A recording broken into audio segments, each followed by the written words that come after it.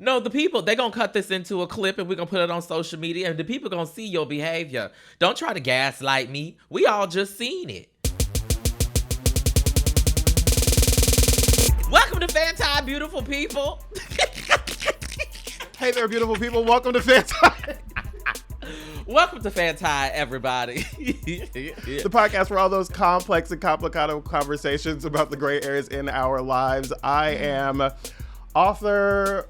In a week, we are published in this book, Jarrett Hill, and that is Tre'vell Anderson, who is gaslighting me. Not that. Now, hold on now. Hold on. Y'all see what I got to deal with? Live and in color? Anyway, I am Tre'vell Anderson, your favorite. Okay, coming up on the show for our FANTI today, we are talking about... You got it? I don't even know how to describe it, right? Like, it's... Yeah.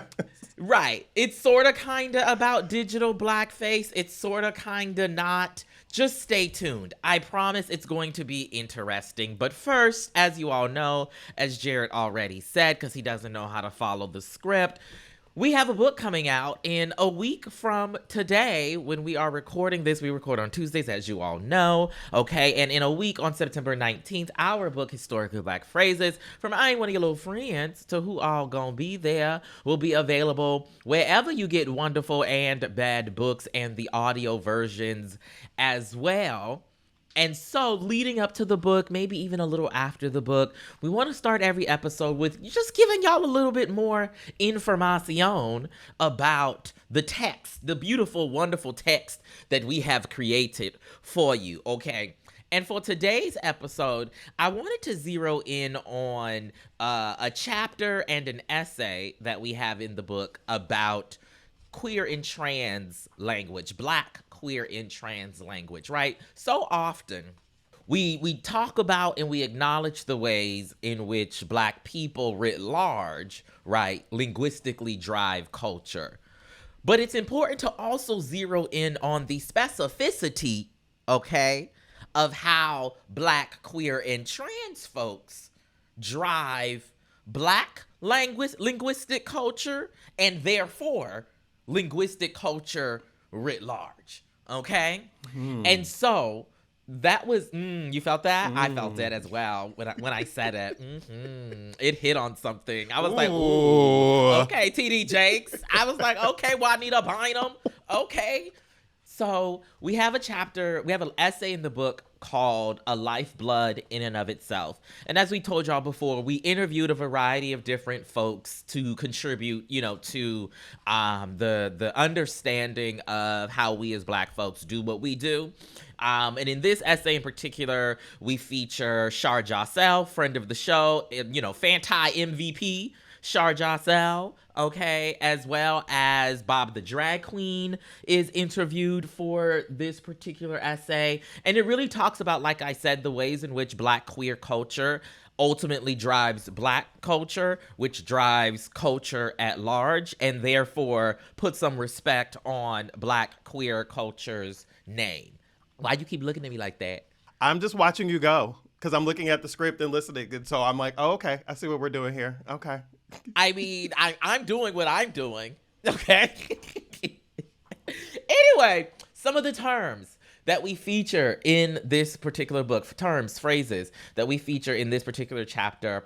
Obviously, we have tea, we have shade, we have reading, but we also have, same gender loving, as a phrase. Shout out sort of kind of to Cleo Monago for coining that particular term. We've got in the life.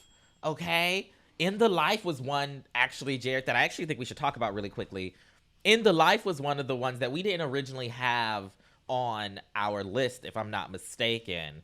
But after we interviewed, if I'm not mistaken, Patrick Ian Polk, the legendary trailblazing Patrick Ian Polk, and we were asking folks about, terms that they remember only like Black folks saying or Black queer people saying. And I believe it was him who said in the life. And we were like, oh, yeah, we got to include that.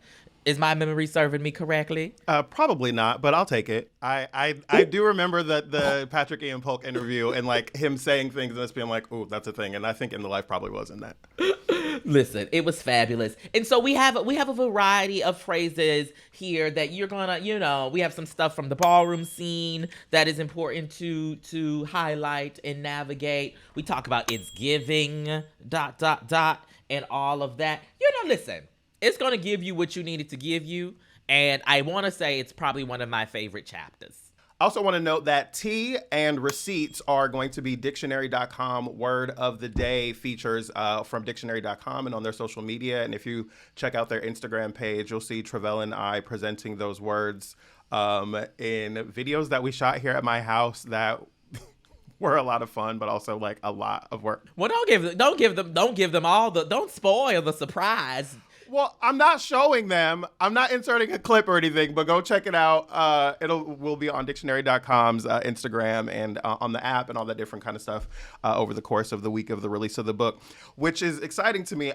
We start off the chapter with descriptions for tea and shade because they feel like important words to kind of like get directly out into the conversation about what they are. Do we want to read the description of tea, the definition of tea? We don't. I think we should. Because they're going to get it. They're going to get it next week. Make them wait for it. Make them wait. Ooh, what? Make them wait for it. Wait for it. What song is that? Where do I get that from? Ooh, I think that's Hamilton. That's Hamilton. Mm-hmm. I was going to say, the way that you gave shoulders told me that it was musical, but I didn't know what you were giving. Make them wait for it. Like, what's happening? But like, I also really appreciate this chapter, this essay, because we have this essay that you wrote most of called A Lifeblood in and of Itself, where we're talking about the ways in which Black queer culture has had such an impact on Black culture. And that is one of the things that I think is really what I enjoyed the most about these essays in the book is getting to kind of unpack the different influences that Black culture has within it and how that goes in and influences the larger culture. Here we're talking about queer and transness, we're talking queer and trans language, but we also have conversations around the Black church and how that has informed Black folks.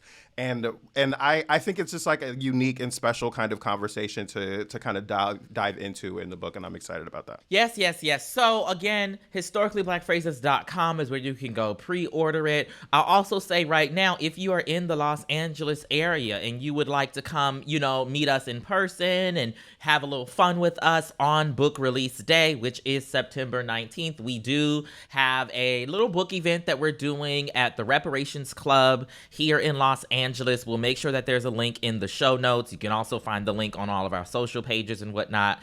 But come out and, have a little fun with us if you are in the area. So again, that's September 19th. historicallyblackphrases.com is where you can go pre-order. Reparations Club is where we'll be doing the book launch event, and we hope to see you there. Absolutely. We're going to take a quick break. When we come back, we're going to get into a conversation around what we're calling digital blackface, but are a little bit uncertain about whether or not... With an asterisk. Right. It's digital blackfacey. It's digital blackish face. I don't know. We're going to get into it. That's coming up next. Okay. All right, beautiful people, guess what? It is cuffing season. And I know that typically that means, you trying to find somebody that you can dip it and do it with who can hold you late at night. But guess what? It's time to just cuff yourself. And the best way to do that is with some wonderful, comfortable new linen, okay? From, guess what? The best people to do it, Brooklinen, all right?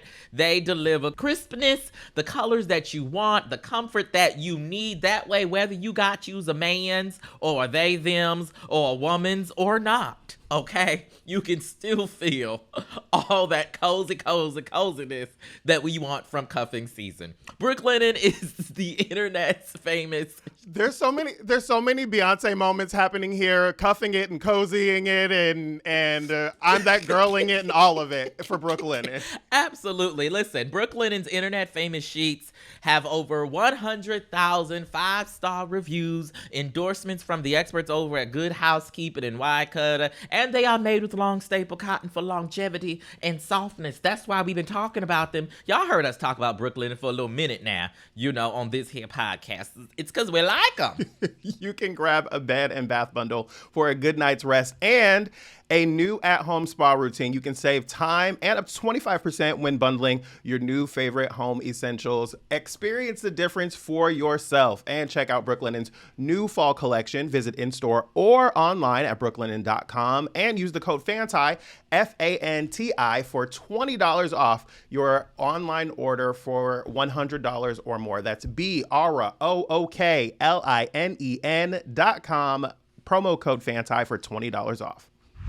Welcome back to the FANTI. So I'm really curious about how y'all are going to be thinking about this. I'm sure you will let us know. I have a few particular white friends who are doing something that's making me feel a little awkward. It's not wrong and it's not bad, but it does always make me go, huh, okay. So particularly one of them is always sending me Black content. They're often sending me memes or things that they find on social media. They send me other things as well, but it's way more Black content than I'm used to from a white person, right? And it's kind of like when you went to see Get Out and you saw like those different moments where audience members were laughing at moments where you were like, now why was that funny to you?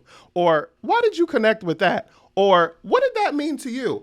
Those kinds of moments where a white person is engaging in something Black, but not necessarily coming from the same place as the Black person that they're sending it to. And you're starting to wonder, what exactly is happening here? And are you sending this to your non-Black friends, or is this just to the Black people, or is it just to me? Right? It's one of those questions that has got me starting to think about this specifically, and like, especially as we're coming up on the book, when white people have been asking about like, oh, does this mean that I can use these phrases? Can I say these things? And we're having conversations about no, right? About how the ways that you see these things or are educated by them or informed by them does not mean that they are yours to use. But also when we're thinking about social media and the things that we're sharing, starting to kind of think about, are those things like, is it weird for white people to be sending these things to Black folks? As I started talking about this with Tre'vell, the conversation started to become about digital blackface, as Tre'vell was referencing articles that have kind of discussed things adjacent to this. And it's part of the reason that we are a little bit anxious about calling it digital blackface, but it kind of feels adjacent enough to what we're talking about to be able to kind of dig into it. Tre'vell, did I explain that well enough as far as digital blackface is concerned? I would expect you to say no, because you typically would. I mean, well, listen, I just always want to make sure that the people understand. I want to make sure that we stay grounded, in the community. But no, I think yes, you did just fine. And I should say, at the top of the show, the kind of like first like quote unquote mainstream discussion point around like digital blackface that I saw was this Teen Vogue article from I want to say it was 2017, that I'm gonna pull it up so I can get the writer's name, but it really kind of situated this idea around sort of kind of what you were talking about with your white friend, which is non-Black people engaging with Black memes, Black gifs in a way that, emphasizes perhaps certain stereotypes or expectations or understandings of particular moments in culture that have now, went beyond those specific moments and can mean various things.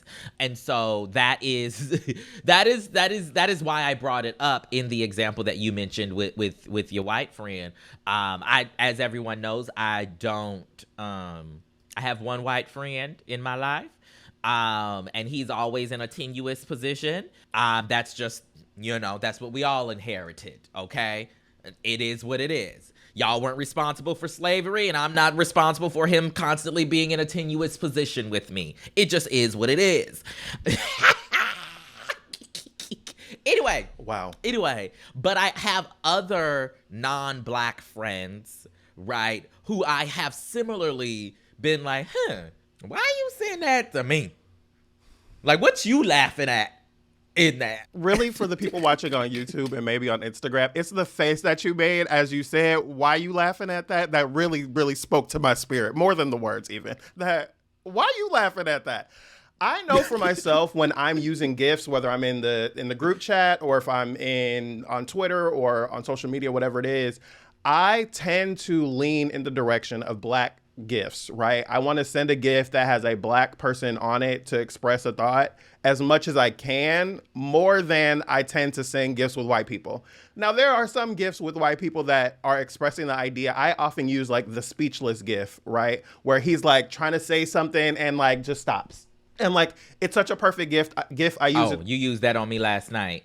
I used it with you just yesterday, right? Because you had said something and I was like, okay, fine. Right. And so I love that GIF, but typically I tend to use GIFs that are making an expression that I would be making or expressing a thought that I'm having. And they tend to be Black GIFs. But I also think about it with white folks and I'm like, oh, when white folks are using Black GIFs, why does it feel different? Right? Why does it sit with me in a way that feels a little bit more awkward if they're always doing it as opposed to like if they do it sometimes? Does that make sense? Mm-hmm. And it makes me feel a little bit awkward when I'm getting that from a white person or from a non-Black person, more so with white people than it is with non-Black people, because I feel like my non-Black friends who are not white are engaged in culture in a different kind of way than I expect. I don't know. It's a very weird thing. Sure. Okay, so then let's dive into it. Like, we're going to do this is our complex and complicado structure for all of the OGs who are trying to figure out what the hell we are doing. So let's first start with one of the points you made was about like representation in GIF form. And I remember, well, let me first say the name of the article that I mentioned, the Teen Vogue article, is We Need to Talk About Digital Blackface in Reaction GIFs. It was written by Lauren Michelle Jackson. This is from August 2017. I remember a period in time in which it was difficult to find GIFs with Black people in them. Yes. And I think with certain emotions, when you search your little GIF keyboard, it still is difficult to find certain GIFs with certain emotion that evoke certain emotions with Black faces in them. And I'm sure this also, shows up with other races as well. A shout out to Jasmine Lawson, who's now doing work. She did some work for Netflix on Survival of the Thickest, Michelle DeButeau's new show on Netflix. But before her time and before doing content work at Netflix, she was leading the Strong Black Lead team.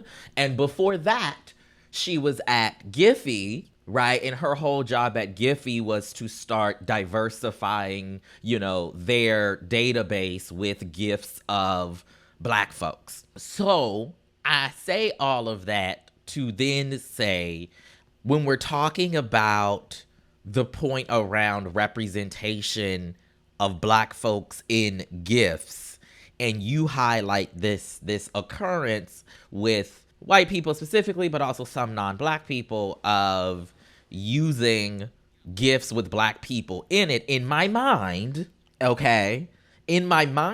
say, if you are having to go through the same experience of searching for Black people in GIFs that I am having to go through to find those same GIFs, then you are being very intentional to find that GIF in my mind. Now, I haven't thought this all the way out, so don't hold me hostage, everybody. But in my mind, the white person, the non-Black person, perhaps is doing the exact same journey I'm doing to find that GIF. And there's a particular intentionality in that, makes an alarm of sorts go off in my head. But I think the point you made that is important here is ultimately around the frequency with which this happened. Like, is the white person in your life only using GIFs with Black people in them? To me, that might be a, slight little, wrinkle in the situation. Well, so for her, she's not only sending me black stuff, right? But like she does send me a lot of black stuff, and it's always like, huh. But to this point about the representation piece, when we were discussing this in our meeting yesterday, it reminded me that I've tweeted about this, and I'm going to put the tweet. I'm putting the video. There's a video that I made in this tweet that says, thinking of ways black men are viewed in society and culture because of Amy Cooper. This was right after the Christian Cooper situation that we saw happening in D.C., where the man was a bird watcher and the woman was caught on film, like crying on the police and like saying that she was being attacked and all this other stuff. And now Christian Cooper has a great bird watching show where he is fine as fuck, and we can talk about that another day. But in the tweet, I said, I just went to find a gif of black men hugging to send to a friend and almost couldn't find one. We have so few images of us as loving, compassionate human beings. Last week on the show, or a couple of weeks ago, I think it was last week, I was giving a shout out to Queen Sugar and talking about the ways that I love seeing how they depict black people loving each other on that show. And it made me think about this again, because when I was looking for images of black people hugging, it took so long. I was scrolling for so long before I found like two black men hugging each other. And it made me think about like, oh, all of this comes from media though, right? Most of it is from film and television. And it makes me think about, we see each other, a black trans journey through TV and film, right? Where in there you talk about how unscripted television has really been one of the best opportunities for us to see other groups that are othered, right? And in this instance, obviously you're talking about transness, but also we see that quite a bit when we think about marginalized communities, right? And so it's such an important piece of this conversation that like we don't even necessarily have a bunch of images of two black men hugging each other. We don't have a ton of images in comparison to the way that we see that with white people. When we think about decades and decades of film and television and the ways that that has permeated culture and stuck with us and built kind of images in our mind, I think about Jay Shetty talking about how the images that we have of love or the thoughts that we have about what love is supposed to look like in our lives oftentimes come from film and television, right? They come from media. We have these ideas of what love is supposed to look like and feel like and be like and how it's supposed to show up. And like oftentimes those images are of white people, right? Of white people in love, of white people walking down the street holding hands, of white people, you know, treating each other beautifully and going out on great dates and things like that. And you know what? This is perhaps why everyone should get a Tubi subscription. Because not an ad. I also do not have a Tubi subscription. However, I'm just thinking of... Oh, God. I'm just thinking of the prevalence of... Not an ad. Of varied images that is happening over on Tubi and the ways in which they might be interventions into this particular, you know, issue that we are discussing. Well played. Anyway. I mean, Tubi has definitely got some options for us. I mean, but I think you raise a good point. Is like now that we have more different places for us to be able to get content, the ways that we are able to engage that content and the things that we see on it are different, right? Like Tubi is known for having a lot of independent films that are licensed to be on the platform. And so it is different in a way that like Netflix is everything that has been licensed there tends to be come from a certain kind of studio or a certain kind of production house. Whereas Tubi has a different kind of ruling, right? And like Amazon's Prime Video has a bit of a different kind of rule that allows different kinds of independent films and things like that to be on. And like it gives us different kinds of imagery to be able to see and use and relate to. You know, I really just meant that as a joke, but I love how you substantiated that. And you know, you were like, well, let's run with it. I appreciate that.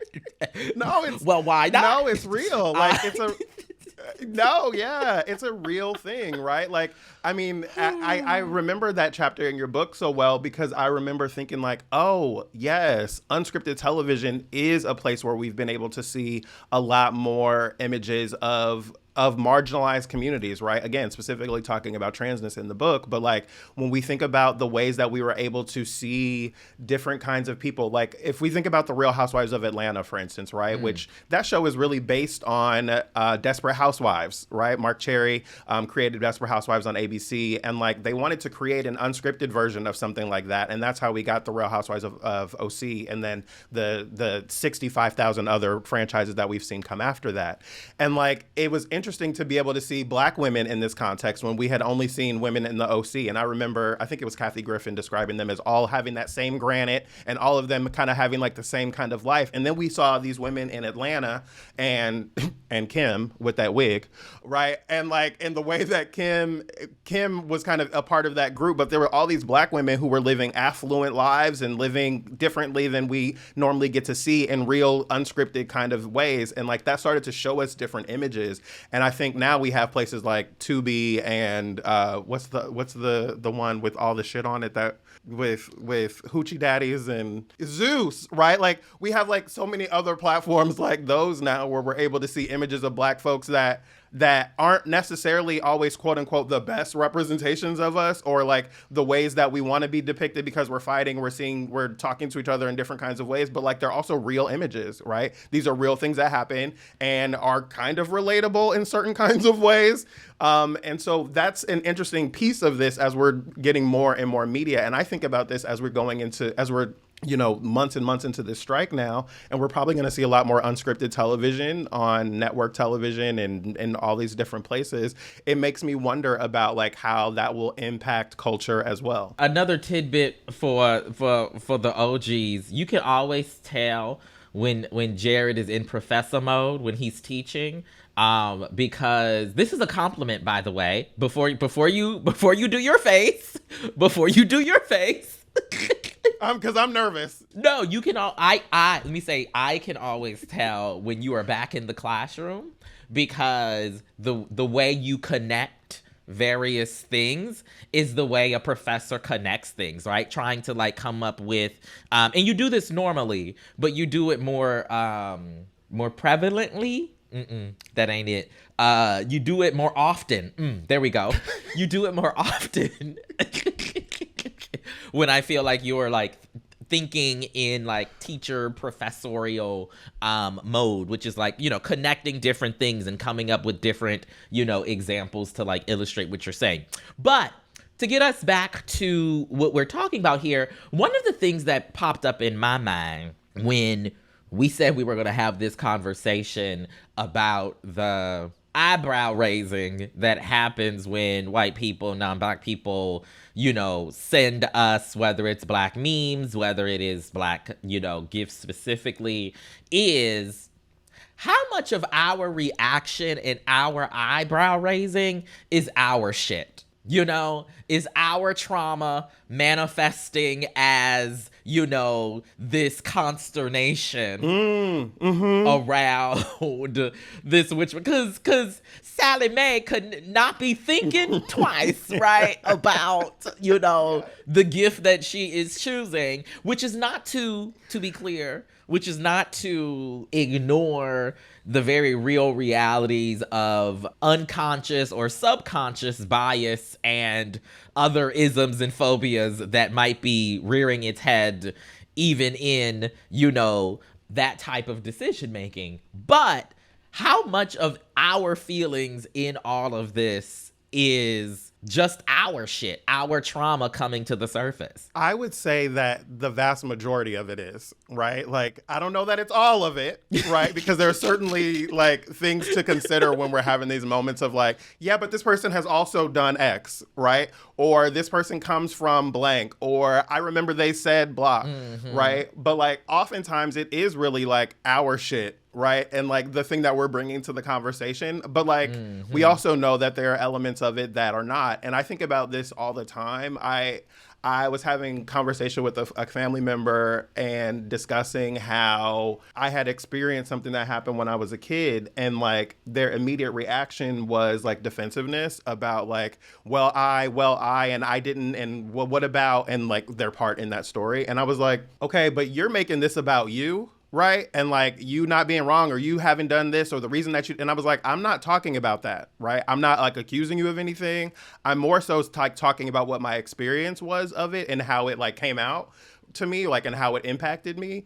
And like similarly with these things, like there are moments when I'm like, I think I might be being extra here, right? Or I might be hearing this in a way that is really about where I am or what I'm dealing with or where I'm coming from. But sometimes it is some white bullshit or it is some bullshit that came up from the person or things like that. And I feel like I'm always like interrogating that in my own mind. Like how much of this is my shit and how much of this is something that really was intended in the way that I received it. Yeah, I feel like that's a slippery slope though, right? Like that finagling, that internal wrestling is like a slippery slope because it can take away or like give a pass. It can give a pass to behavior that is questionable, right? Because it could be both things, right? We can walk and chew gum at the same time. Like it can be, sure, consternation generating, and also be our own shit. Like it doesn't have to be an either or. And I feel like maybe it ends up being just like a case by case situation. But that is why, that is why we have to always go back. Uh-oh. The spirit just landed on you. I saw it. This is why we have to always go back to the art of the follow-up. Because when you send me something, particularly if it's a meme that you're laughing at, and we don't come from perhaps a shared, cultural experience, a great follow-up question perhaps is, what is funny about this to you? Well played, friend. Well played. Why are you laughing? Can we hang out there for a second? Because that can also make a moment that when there wasn't one. Absolutely. Right? Absolutely. That can make something awkward in a way that it didn't need to be. When it's like, oh, honey, I just thought it was funny. It's like, but why? But why? Where does that laugh come from? Exactly. Let's really dig into what's underneath that cackle, right? Like, it's a different kind of thing. Oh, my God. Oh my God. Yeah. No, it definitely can create a moment and probably will create a moment that perhaps is not necessary. But I would say if you are the person who is going through this and you are feeling this way consistently, right? And having this question consistently, there's got to be something somewhere has to be amiss. And how do we figure out where the amissness is if we don't ask the follow-up, right? It doesn't it doesn't take us anywhere else, right? Because and maybe your non-black friend isn't going to tell you, oh, I thought this was funny because you blacks are always carrying on. They're not going to say that, right? Perhaps. Hopefully, right? But, if those feelings keep coming up, something is there. Because I would also imagine that there are white friends or non-black friends that those things might pop up in culture, and it's not, like the thought doesn't come up that it might be problematic. Like, I have a non-black person in my life who has been sending me a lot of memes and clips from Big Brother, specifically as it relates to Miss Felicia, who's the older contestant, one of the older contestants. And she's somebody's black grandmother, somebody's black auntie. And so she's like in the kitchen cleaning up, giving her grocery list to production, being like, we didn't like that deli meat. We want this other deli meat. Can you get us some Lowry's? We need some seasoning salt. Very much like that. And it is funny. And it is funny, absolutely. And I don't feel no consternation around that per se, because, Big Brother is this broader cultural moment, right? And like, we're all taking it in a particular way. But if there were to be something else, right? If this person were to send me, I don't know, Hoochie Daddy's clips, you know, I might feel a little differently. You know what I mean? I do not know. I think the point that's coming up for me here is like, really it becomes a question of like, why is this relatable to you? Or like, what is it that you're relating to in this moment that makes this extra funny and made you think like, oh, I need to send this to this person, right? Like to say this to them or to engage this with them. One of the converse situations that you brought up in our production meeting that I'd not really been familiar with. Wait, you wanted to say something else before I move on. Go ahead. The thing that had popped in my head was also a follow-up question is, you know, is what we've just said, but also what about me made you feel like this was something to share with me that we would have some sort of shared kiki about? Mm-hmm. All right, that's it. Keep going. It's like, I hate me right now for this, but I hear Bobby and Whitney, we got something in common. And I'm like, but what do we have in common here? You know, I hate me for it. One of the things that's adjacent to this that you brought up in our production meeting that I found interesting and did not know about was this person on TikTok named Pinky Doll, who is a Black woman who's been doing videos, and people recently found out that she's been using a filter to like lighten herself. Yeah. And can you kind of explain that as like kind of the inverse or converse or reverse or something verse? So on TikTok are these people who do, I think it's called like NPC or something like that. And it's like they take on these characters and they be on TikTok live. And every time, you know, somebody gives them a gift or does a certain thing on the platform, they have like a reaction to it. And one of the at least popular to me people who do it, her name is Pinky Doll. And she is this, you know, blonde-haired individual who is, you know, doing this character. Yes. Yes. You know, that's the character that she has. Okay, I've just learned about this. Yes. Okay. And recently, I want to say it was a couple weeks ago, there was like some social media event. Maybe it was the Streamies, maybe it was, you know, one of those types. And she was there as a presenter, and she's a darker skinned woman of color. I don't know if she's Black or not, but she's a darker, like she you know, she is verifiably Black in whatever culture she comes from. Like and by which I mean when Langston Hughes said, I think it was Langston Hughes, "I am the darker brother." Is that the quote? She is the darker sister. Anyway. I'm not touching that. My point is, I'm taking very long to explain this story. This is wild. Anyway, she showed up to this event and people were surprised because they had only ever seen her on TikTok, not knowing, I suppose, that she used this filter that made her very, very light-skinned. Not white. You could tell she was not white, but very, very, very, very light-skinned did. And so it was just like a reveal of sorts, if you will. And I was bringing this up because I was like, it just dropped in my head as we were talking about the ways that digital blackface, quote unquote, can manifest.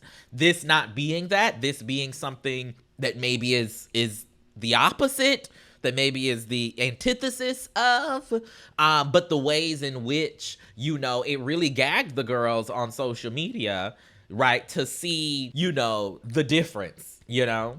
I appreciate that you're saying, like, this is the antithesis, the reverse, inverse, converse, whatever of this, because, like, in class last week, or something, right? In class last week, we were talking about privilege and bias and racism, and we were talking about how Black people can't be racist and why that is and different things like that. And, like, this could not be digital blackface because she's seemingly a Black person who is lightening her skin. So it's literally the reverse of that.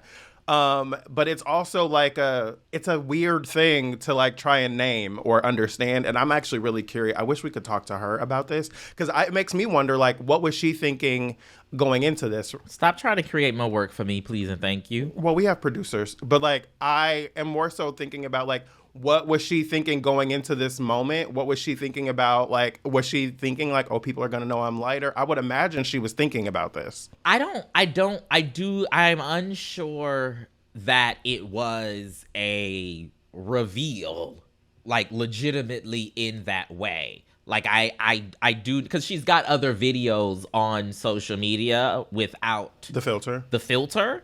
But I just think maybe people just didn't go to her page. Maybe they just had seen the lives or whatever. I'm not sure if it was like an intentional, what's the word? Miscalculation, misdirection. I don't know if it was intentional on her behalf to like be like, I'm a darker skinned girl, so I'm gonna lighten myself for this character and da da da da da da da. But I just thought it was interesting as we're talking about the ways that Black folks, Black people in culture are showing up in online spaces. We probably should get the hell up out of here, though. Paul Mira is saying that people online are calling it light fishing, which... Light fishing. Light fishing is interesting language there. I'm intrigued by that. I just want to touch on this really quickly before we go to break.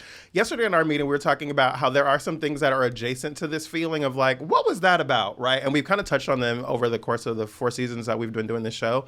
One of them is like, this feels kind of adjacent to the mainstreaming of marginalized communities, right? We've talked before about the ways that we see, the example that we used on the show was when you go to a gay club and we see like a lot of straight people starting to embrace those spaces, right? Whether they be straight men or women or non-binary folks or whomever it is that identify differently, right? Like than the people that you expect to see in that space. We see that happening in gay club, because I definitely messed that up now. You did. You did. You say straight people go into the gay clubs. Well, right, but then there's also like inclusion of other communities that are not just gay, but yes.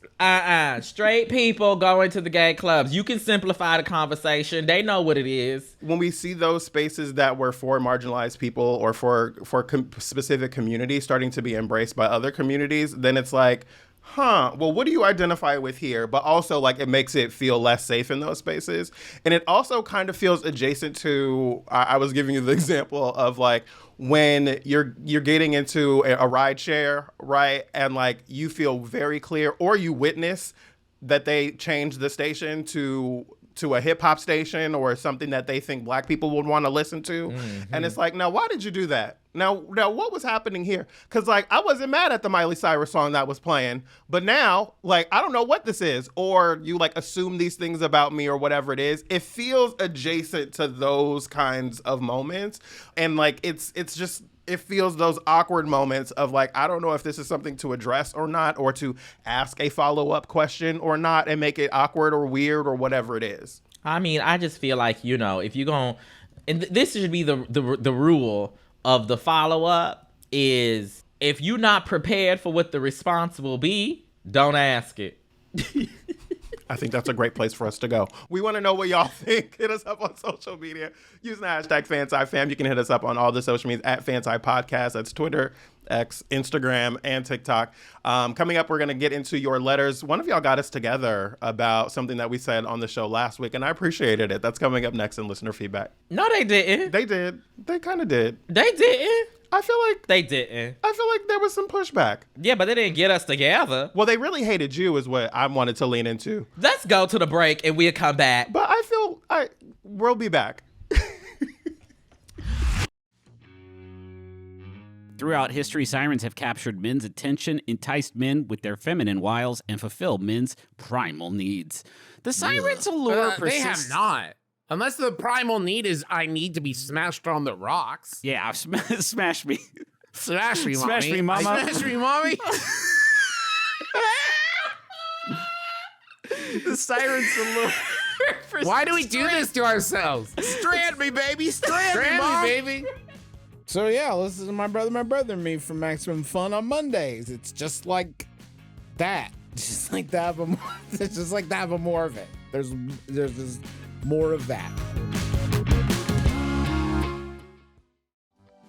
Video games can make you laugh. They can make you cry. They can even make you sing. We're the hosts of Triple Click. It's a podcast about video games. This is an exciting time for new games, from Diablo to Final Fantasy. From Starfield to Street Fighter. From Zelda to, oh, who are we kidding? We're just going to talk about Zelda. Whether you play games or you just like hearing about them, we've got you covered. Find us at MaximumFun.org or wherever you get your podcasts. Bye. Welcome back, beautiful people. We are going to get into your listener feedback. First up, we've got an email here from Jacob. This is the one that Jarrett says they got us together, quote unquote. And this is in response to the conversation we had last week about the Jamie Foxx situation. Jacob says, when Black Jews and other Jays of color are left out of conversations like, why is this historically Black phrase being received as anti-Semitic, it reinforces twin lies that one, Jewish people are white, and two, Black people aren't Jewish. Those are the lies that make, quote, you think that was anti-Semitic because you're white, seem like an appropriate response. The response falls apart under the weight of what's true. Many Jews are Black. Many Black people are Jewish. Please bring Black Jews into conversations about perceived Black anti-Jewishness and Jewish anti-Blackness, a way too common thing fed by the misperceptions. So you feel like they got us together. Say more. Well, I don't, maybe got us together is overstating it, but I do think that, I remember on the show, season 1, we did a series of episodes called Proud to be an American ? Where we talked to different people that are in different marginalized communities about their experience of like patriotism and whether or not they feel like they are embraced as like, you know, American. And like we spoke with, is it Soraya McDonald, I believe that we spoke with, and we talked to her about being a Black Jewish person. And like, this brought that back to me and making me think like, oh, oftentimes when I'm having conversation about Jewish communities, I do often think of them as white folks, but I forget that there are also Black Jewish people. And in that conversation with Jamie Foxx, I hadn't thought about that again in the discussion that we're having around the ways that that community was responding to Jamie's statement. So when I saw this, I was like, "Ooh, good point. I hadn't thought about that." Okay, well then let's just correct your statement to say that Jacob got you together, because from my vantage point and what I was communicating, and it was in fact, you know, a repetition of what Black Jewish folks that I saw on social media articulating around this particular statement. This includes Michael Twitty was one of the main people that I saw as well, who's a fabulous chef and author and does a lot of work actually at the intersection of Blackness and Jewishness. And I forget the other, I think 2 or 3 names, but that idea that whiteness was the wrinkle in the understanding of that particular phrase is not something that was void of input by Black people who are also Jewish people who are also Black. That's my clarification from my vantage point. But thank you so much, Jacob, for getting Jarrett together and reminding him of that particular intersection. We've also got an email here from Sterling. This is actually in regards to one of our OG episodes, when gospel music slaps and it leaves a mark. So shout out to Sterling and everyone else who's going back into the archive. There's a lot of rich conversations that we've been doing on this show. So Sterling says, now Jarrett, I'm not doing this with you. Got me out in them streets, getting the Apple Music Too Loud warnings, playing Thank You by Walter Hawkins. It's on repeat the first 30 minutes of my walk before FANTI to get me going every morning. Because I am thankful for all I have and the life I made for myself, but I know it did not come without favor and blessings. And this episode literally hit home for me and about And about the time I also discovered your podcast. My brother passed away, and I went back to our little town, Quincy, Florida, for his funeral. The following Sunday, I also attended service with my family, and as it was around or near Black History Month, the preacher gave a sermon on how far we had come as Black people. But the message took a sudden turn when he began to expand on how Black folks don't know who they are anymore with sexual perversion and being influenced by white people and Eurocentrism. I was gagged. So when it came time to introduce visitors, someone pointed me out. I introduced myself, and although I was polite, I showed out. My brother used to run the fundraisers for the church, and he always phoned me to help meet the yearly goal. I pointed out that I was my brother's secret weapon, big mystery donor. It was also me who is gay, living in a predominantly white country where I had to learn the language to pronounce the street where I lived, and furthermore took great offense to what he'd said. I don't think I'd ever been more proud of myself that day and pissed off at the same time. The preacher, well, he was just pissed and I think shamed, but I didn't care. Next year I will donate, sent in a pink envelope, and address it in a note that says, quote, "Sissy donation." Church is a part of our DNA as Black people in America, but we often forget who gave us God. Well, their white Jesus version anyway. I'm gonna leave that there for another show. I know that's right. Lot to unpack here, probably more than we have time for. I want to push back on who gave us God. Well, their white Jesus version anyway. Well, that's what he said. White people didn't give us God, but they definitely gave us their white Jesus. So yes, one of the things that is interesting to me here is you talk about how the preacher said that Black people don't know who they are anymore with sexual perversion and being influenced by white people and Eurocentrism, and like this makes me think about one of the things that's been coming up for me lately, and like. I feel like working in a Black focused association like NABJ, you meet all kinds of different Black people all over the country doing this kind of work. And I find it interesting because I've started to know that like there are different kinds of Black experiences for folks, that some of which that are not validated by Black people, right? And so we have these moments where we say something is not Black, and like I do this as well, right? Like, oh, you eat this, that's not Black. Oh, you put sugar in your grits, that's not Black. Oh, you don't eat greens, that's not Black. Or you don't eat hot sauce, that's not. Whatever the different things are, whether they be food, culture, language, the way you dress, where you live, all those different things, and we have like this idea of what is Black and what is not. And like in this book that we wrote, we were talking about the ways that Black people have used language within community, but we're also really clear that like we don't get to decide what is Black and what is not. And I think that we limit Blackness so often with saying like, oh, if you're Black, you eat your grits with butter and salt, right? But like we limit the possibilities of what Blackness can be and what Black people can do. And I think that that first started with me with language and the ways that we speak, and being told that like I talk like a white person because I didn't talk Black enough and because of the way that I speak. And when I hear someone like this preacher talking about how Black folks have forgotten who we are because we're being influenced by white people and Eurocentrism, it kind of implies that Black people weren't queer. Before we came to the United States, that Black people did not live lives as trans. It don't imply that. That's what he said. Well, I mean, you know what I'm saying, right? It says that like we were not queer, we were not trans, we were not bisexual, we did not have anything other than heterosexual identities, and that limits what Blackness can be or what Blackness is or how Blackness shows up. And I'm like really committed to breaking that and pushing back against it. The only thing I will say is, I always find it interesting. This person saying that they're going to donate again next year and do it in a pink envelope with Sissy donation written on it reminds me of this thing that happened in And Just Like That, in which Professor Morning Show paid for this very expensive stroller for her ex-husband's new baby with this white woman.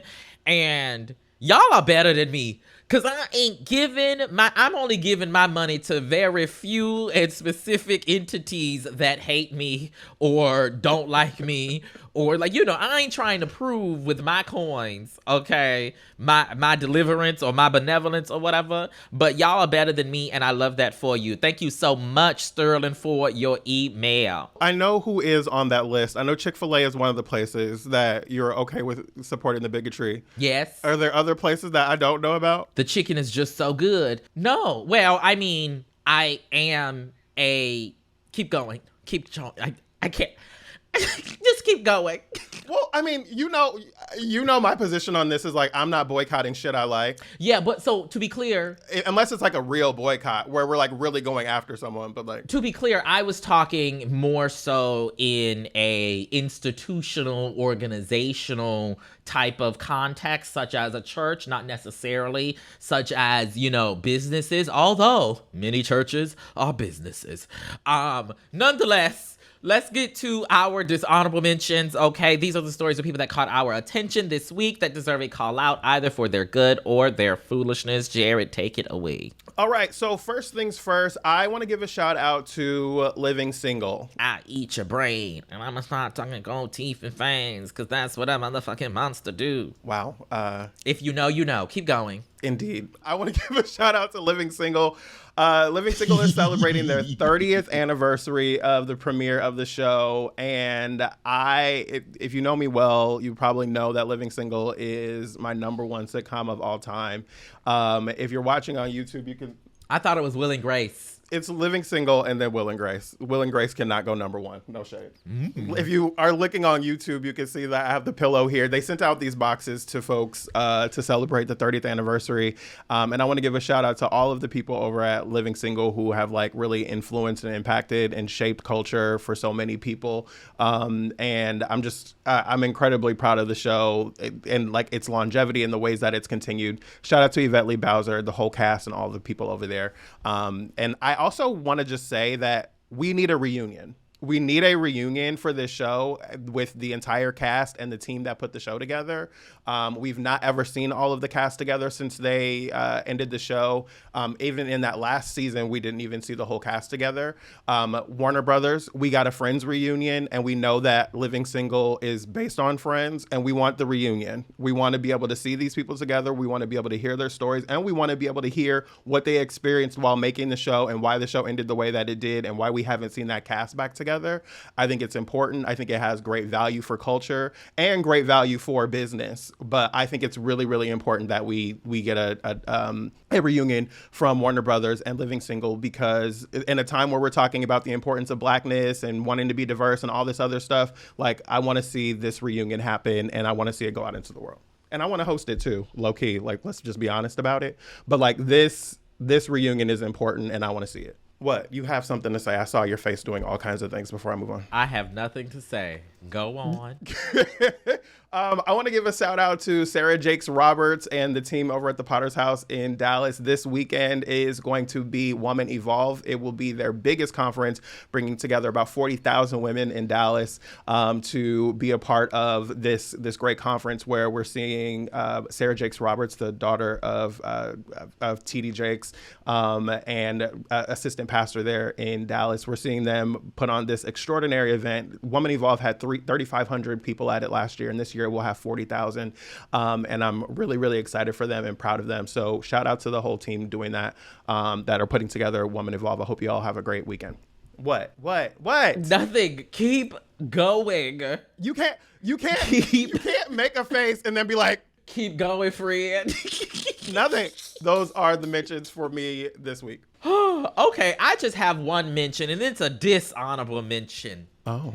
Delta Airlines, don't you ever play in my face like that ever again, okay?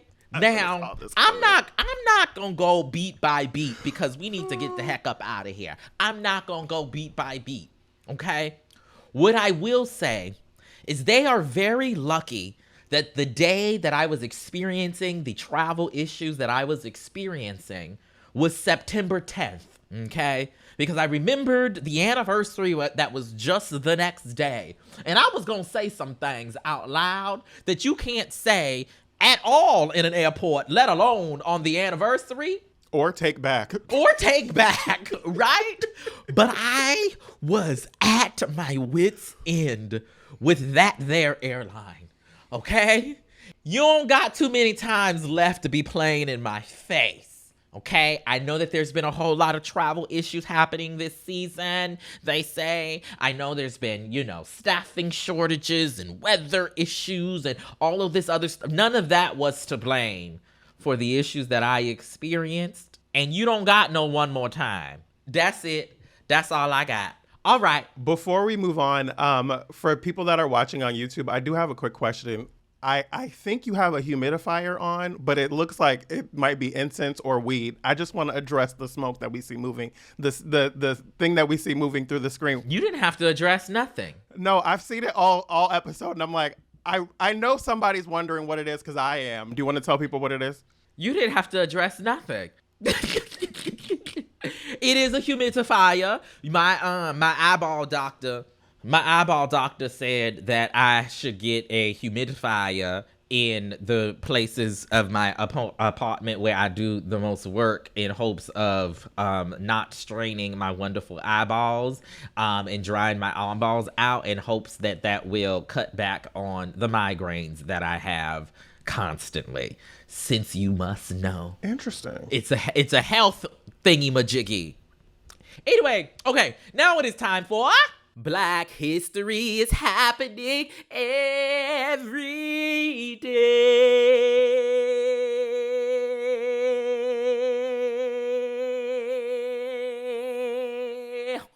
This week, we are talking about Anne Lowe. Anne Lowe was the first African-American to become a noted fashion designer. Her most famous designs were for First Lady Jacqueline Bouvier when she married JFK in 1953. And her work was popular amongst upper-middle-class women for over 5 decades, up until she lost her eyesight in the 70s and had to retire from the fashion world. She died in 1981 from a long-term illness. It was announced recently that Lowe's work is the subject of a new exhibition at the Winterthur Museum, Garden and Library in Delaware, a museum that focuses on American antiques. There was a recent article in the Washington Post by Rachel Tajin, I believe. Hopefully, I probably butchered your last name, Miss Rachel, but it was written by Miss Rachel, Tashjian.